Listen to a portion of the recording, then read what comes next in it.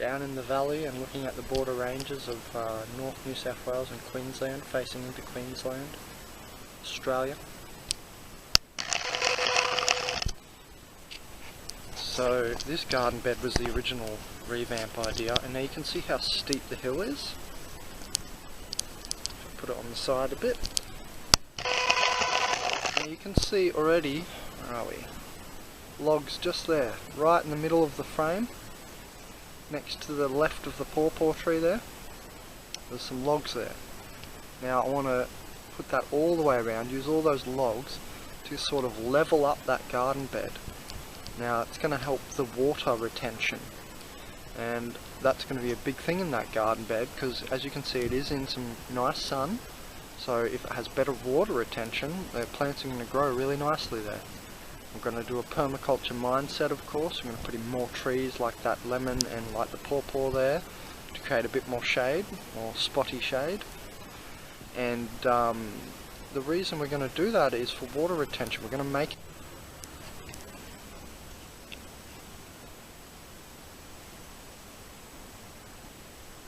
beautiful sunset.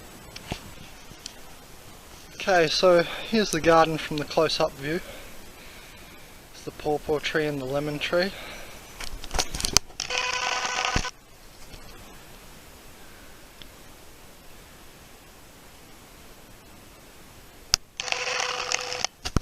So I've started by digging a lot of access ways. Chris painted the poles so that they won't rot away. He said he's going to put more star pickets in, and we're going to run fencing around the outside all the way down to the pawpaw tree, so all this area is going to have food in it. And so this is what I've done. I just made some steps, as you can see here, carved out of the hillside. I'm just thinking about access and stuff, so I've just put some raw steps in like that, and then up here, and then I just reinforce this top little bed. You can see all this dirt here. I took that out of that bed there because we're going to put good soil in there to plant the plants in. I'm going to put some rosemaries and stuff here because they'll have good roots once they get bigger to hold this hillside in. And so, you know, I've just made more steps, as you can see, something to stand on when we're picking out of the garden, and then use that to reinforce this, because this is coming undone, and so you don't have to do it so expensively. I've just taken all that's going to support, all the dirt's going to support those logs here, and then just because before all this was missing, and so dirt would have just poured out from under here, and so now at least the dirt won't pour out much and it'll be all good to plant in. So there's the beginning. Yeah, so this is all going to be full of food here. I also discovered some perennial coriander here. Sheridan said that was just still growing from when she used to plant here. So there's perennial coriander. It tastes really nice and it proliferates really well, so I'm glad that's alive because I'm going to put that everywhere through here. I'm going to put really good soil right here. I'm going to probably dig both of them out of their little sort of corner there. And I'm going to spread them around because they spread really good. There's another one over there too. Some little pawpaw trees coming up. And there's another perennial coriander down there. So eventually they spread really good. So yeah, this is all going to be full of food. And this is lemongrass as well, not just that bundle. So it's all here. All this lemongrass. So yeah, we're going to fill this entire section up all the way down to there. So all of that. That's all going to be food plants. Hello everyone. Benjamin Cowberg from consciousazine.com here, and I'm showing you where we're up to on the garden. So I've been excavating a lot of dirt and moving a lot of dirt around, as you can see, to make it easier to walk around the hill because it's quite a slope.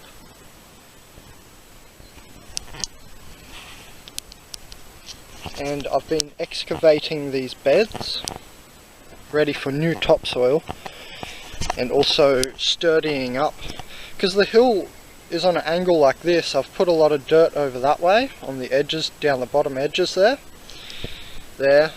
and those two I'm leaving. I'm going to leave a lot of that dirt in there. I just wanted to remove the weeds, amend these beds shape and the hill's shape, and we put poles in. So we've put these big poles and concreted them in because Chris had concrete, and so I've just made steps everywhere and stuff, and just started to get it ready for planting. So the next thing to do is put a fence around the outside. We've put the big poles up, and then that keeps the wallabies out. I've mitigated a bit of the hill's slope. We're going to catch more water there because of that, so there'll be a bit more water retention around here. I've left these logs under here. There's logs under dirt, so that'll be a water retention repository too a bit, because the logs will soak it up, the water, after a really big rain. We can trellis some stuff on that bit of fencing up there. It's just a matter of cleaning it up now and planting new plants. So I've got the levels pretty much sorted out, more steps up there, and you know, we're already surrounded by an olive tree, and a different olive, a lemon myrtle, a lemon tree, and a pawpaw. I think that's geranium, and some comfrey down there. This is comfrey, and apparently you can use it for, say I scratched myself during this process, I could have rubbed this on there, but I was too good, I didn't scratch myself while making the garden beds. So that's comfrey. Apparently you put that on light wounds, or I think it might be pretty good for the skin too. So yeah, it just remains to plant a lot of stuff and get a lot of soil. Now I'm lucky because I can get $3 soil bags, and that's broken down compost. It's not just wood chips, proper broken down soil. It's going to be excellent topsoil, even some nutrition, blood and bone and stuff in there even, and lots of stuff. I get all different bags of soil, and I like to always build soil, so even from the start I get different types of soils. Fortunately, at the Masters in Nerang, North Gold Coast, Australia, they have really cheap soil, because down here in the valley, down in Murwillumbah, this town, because Nerang is way over the other side of those mountains, and even further, but in this town here, Murwillumbah, their soil at the Mitre 10 store is in the teens, so like $16 a bag and stuff, so it's probably slightly better soil, but definitely not worth more than $10 more in price. So I'm lucky with that. I'm going to travel all the way to Nerang for that, and then we're going to have good soil here. We've got sort of paths where I've left the weeds there. You can walk along there in between beds. Important stuff to remember from the start when you're designing, so you don't get halfway through and, you know, so you got a little bit of structure to it. You do want to, I'm still going to grow permaculture style, wild, you know, as nature does, you know, plants fighting for the canopy and etc, etc.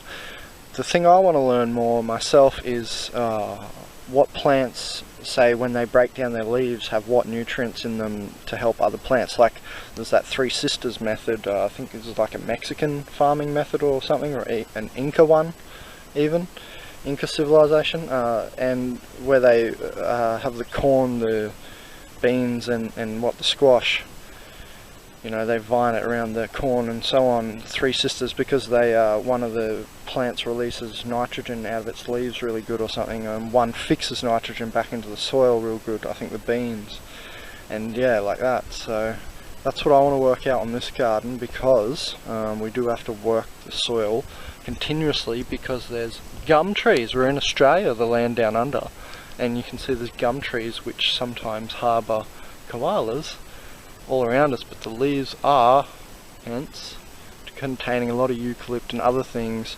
that when they continuously land on an area, they can degrade the soil, sort of like a poisoning effect almost. Notice the koalas do get sleepy on eucalypt. So it sort of does something to the soil in a similar way. So it would kill some microbes, I'm guessing, over a long period of accumulation of those gum tree leaves, the chemicals they leave and repository of chemicals left behind. So I'm going to add new soil, really important, new topsoil, and so at least we've got the bones dug out, so to speak. Reframed the hillside a bit, put some solid poles in, and yeah, it's coming along good. Nice free wood here because we're just next to the forest. So as you can see, so far no money, just a bit of effort. The concrete he had, well, I mean that would cost you money if you had to buy it, but we had it, so I always work with what I've got. Now also, very important, I've started, because of the soil degradation problem, the temporal soil degradation problem, due to that I've started a compost pile. So there's a compost pile. It was just all the dead brush from around there. You see we've pulled those poles out, they were there along there. We're going to put them in straighter, and all that brush, and put in a pile here to again reframe the hill, stop the slope a bit, level it up around here, around these beds, these top beds. So, and that's lemongrass just here, so we're just leveling that lemongrass bed up a bit and starting a compost pile there. So I'm just starting that with just whatever, scraping, sheddings off trees. Even, you know, if a tree's got heaps of greens, put its greens in if you don't have any other greens to use. But yeah, just keep adding your grass cuttings to it and start with your carbon mass. And then just keep upping the heat of the pile by adding nitrogen to it, grass and greens like that you eat, like your kale and your scraps. Not that I ever have scraps of kale. That's one thing I'm going to plant a lot of here, kale. I'm going to fill a lot of kale up, probably along the shadyish edge here. It's a bit more shady along here. Then over here is a bit more sunny. So I'm going to aim to have some bigger trees over here to help block the sun over on these plants.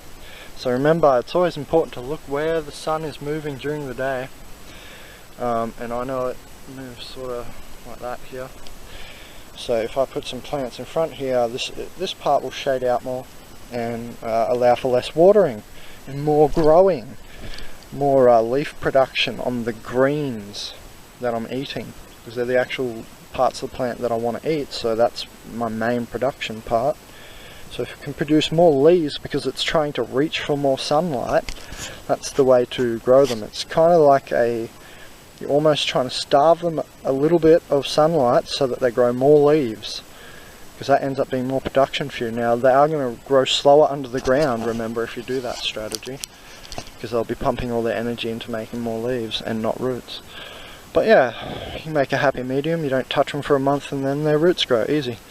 So it's all pretty simple stuff.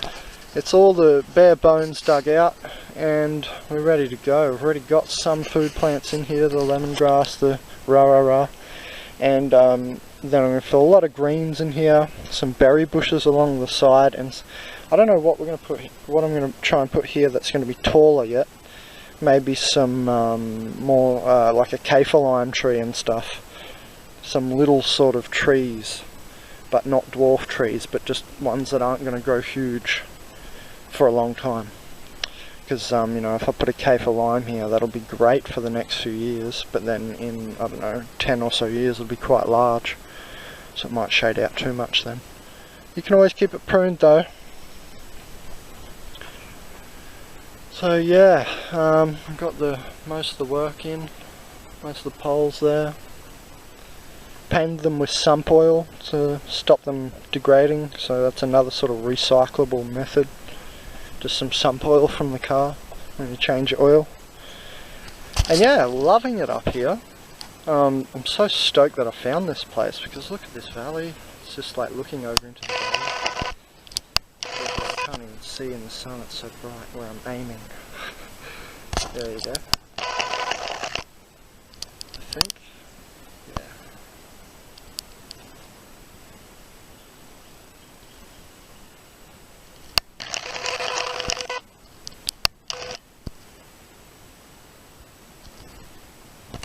Beautiful. Benjamin Cowboy from consciousazine.com. Just updating this video. Alright everybody, this is a bit of an update on where we're up to with this garden revamp, and you can see the fence is up. So put chicken wire up the top part, along the top, but the rest is this other fencing here. The pawpaw tree's outside and the lemon tree's just inside, as you can see. And Elizabeth, I got a rye berry. So there's the rye berry, and I've put it outside because it's going to grow quite large. So there's the rye berry there. And I've even started down there placing like little pumpkin seeds.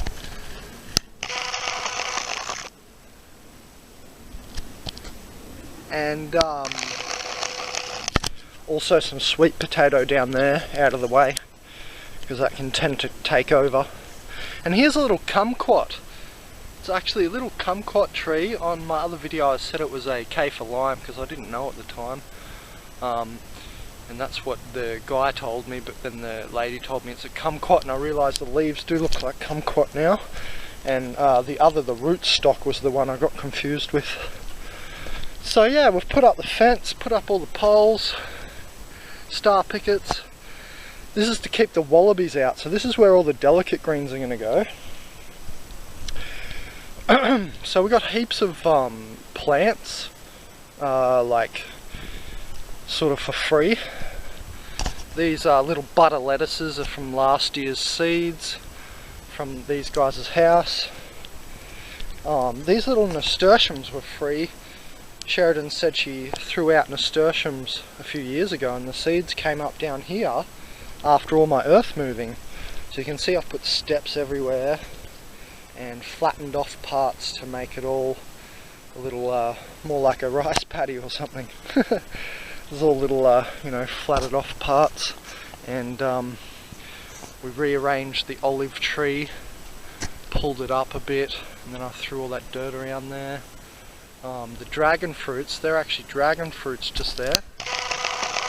They're looking really bad, so I put them in the soil here that I bought. Now I bought $160, I think it was 40 bags for $4, around 160, yeah, it was $160. And that's all I'm going to get. We don't really need any more. I'm going to like sort of tear all this soil up here. I'm going to tear all this soil down the bottom half up, and plus rejuvenate this soil down this half with the compost pile once it gets started, after we put all the grass clippings on it will. And some free tomatoes. Some tomatoes came up there, so I'll put them down here. And these perennial corianders, which were over there, I dug in really deep in there. So I pulled those perennial corianders out. There's another one up on the other garden bed. There's just some literal beetroots that started leafing, so I put them in the ground to see what happens. And so you can see it's going to get started pretty quickly.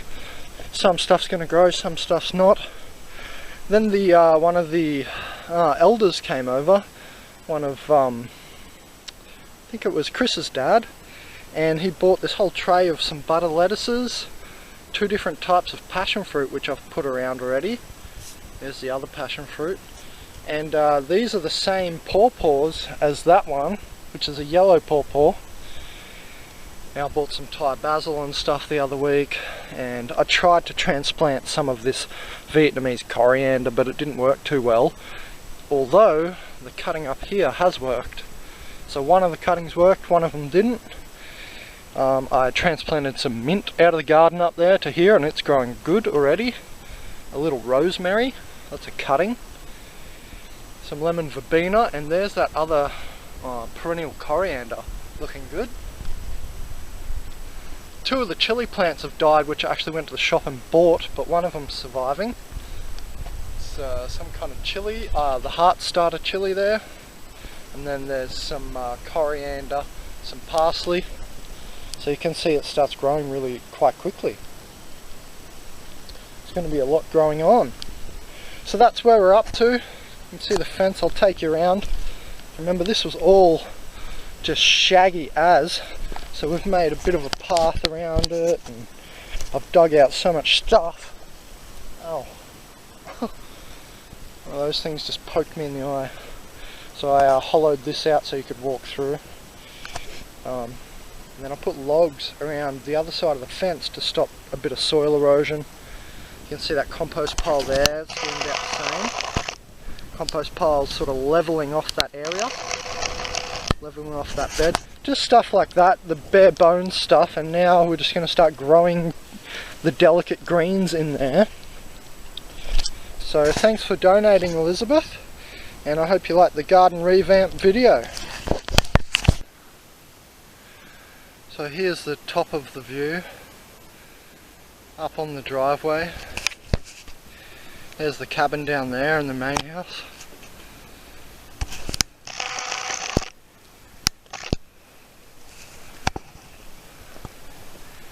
There's Mount Morning in the background. So we're pretty high up.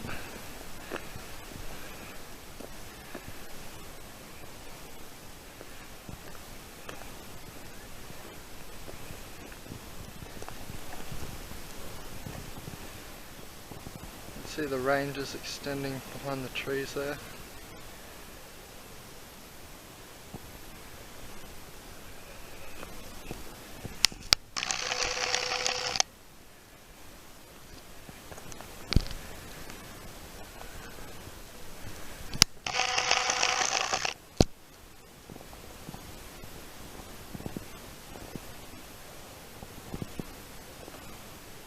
Some houses down there.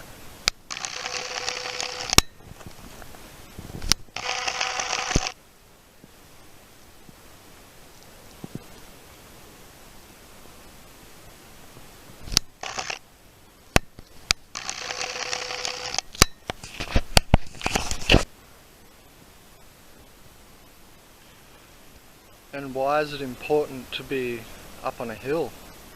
Because you're above the conscious grid of the people, and during the final compressions into the eschaton 2012, all the way showers were called to the higher places. So that gives me a clearing notion, you know, above the conscious grid of the people, so it's like clear, you know. And like I said in another video, it's going to be a great way to heal the surface virus. I'd say this is how we will evolve in the next, I don't know, couple of 100 years as the historical hangover wears off. It's like the Christian overtones hangover in our societies. History will wear off a little, or, you know, history, and then you'll really be able to see why. I remember Terence McKenna always used to say it was a fall into history. You'll be able to, I can see what he's saying, but everyone will be able to see much clearly what he's saying then, in a few hundred years from now. But I think that's how we're going to evolve. You know, we're going to separate more and, you know, be more stewards of the land. And for instance, you know, more people will be in the outback of Australia, and, you know, this kind of idea. And then we can green out there, because you get your bigger plants going first, and just find something to make that natural composting process. Then you start getting good soil, and you can plant smaller plants, and, you know, then you got all your greens cranking and your fruit and everything. It's pretty simple. We just follow the rules of nature and look how nature does it. Permaculture style. It's coming on in our garden. So there's a lot of lettuces popping up now. I'm amazed what's growing here in winter.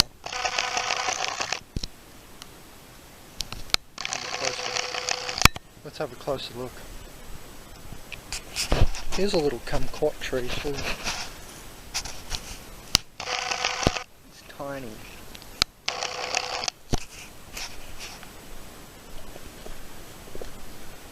So lots of little lettuces coming up. And it's winter, and I was surprised, and these nasturtiums have cranked. They're going really good. Some beetroots up there. Perennial corianders.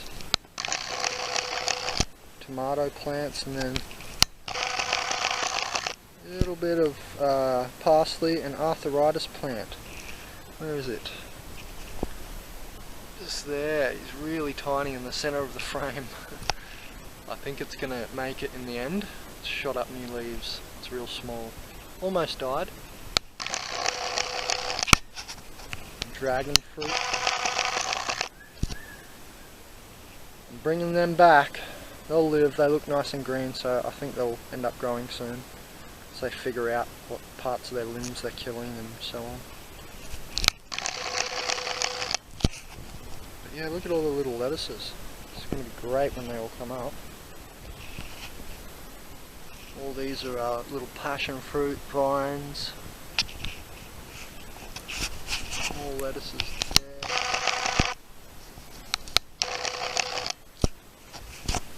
So yeah, it's looking good.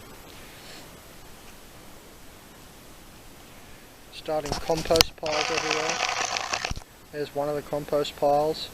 I just put some wood chips in. And over there, all that from the lemongrass, and there was all sorts of breaking down matter all along there. I just swept it down, which is also going to make this more level. And we need soil over that side so it doesn't erode away. You can see I've put sticks there to stop soil erosion even. Trying to trap it all on that edge there so this doesn't just all keep sliding away. And you know, putting trees obviously like the lemon tree there, and you'll stop the hillside sliding away. So this is a nice garden revamp that I've been pretty much in control of at these guys' house. It's come along. Wow, it looks, yeah, it's looking great already. Soon there's going to be a lot of food. Like, I'm going to put all these kales in the ground there too. They've just started up. And it's only winter, so I'm sort of ahead. If these all survive, they're going to be huge in summer. They're all going to grow fantastically. Get a lot of rain here, unlike on the video you saw where I was down towards the Gold Coast that way, in Burleigh, sorry, what was it, Varsity Lakes there, and that video, the time-lapse video that you've seen that's 2 hours long, the Permaculture time-lapse special, $800 Bandit. That one, you know, we didn't get any rain, and I made all that garden just from watering it. There's a kookaburra in the tree. I don't think we'll be able to see him. This camera is really crap, but he is, where is he? There he is, right in the center of the frame. You probably can't see him. It's a really bad underwater camera. I've got to get a new one soon, but you know, I do get donations because I'm poor. I'm still a student, and I'm just finishing my degree. I can make you guys websites too if you want websites. Come to me. So yeah, it's a good idea. It's a good idea to be above the conscious grid of the people now and then. You totally feel the clearing out, especially if you're in a city, urban, concrete sort of jungle environment. When you get to the, you know, up to the top of that mountain, you can really feel the pings leaving your body. You're really communicating with the stars then. Like, it's like a deeper hearing. I don't hear it with my ears, I don't think. It's almost sub-audible. Muntuk Chia knows a sound that leaves the top of your head. It's hee. It's like this sound you'll hear real deep inside you, and it's leaving, you know, that's the radio interlecky leaving the anterior fontanelle. And so you're like talking to the stars. I've done this. And miraculously you will receive answers instantly in that clear state. So it's going to be important to get rid of the beast notion from the Bible, which I call the surface virus, you know, the beast. At the end times, the beast will want to mark you. Well, have you seen the videos? I've saved some, so I've got the videos of, you know, those American, I don't know, defense people and stuff talking about wanting to chip people and putting biochips in us and all this sort of stuff, just so your shopping's more convenient.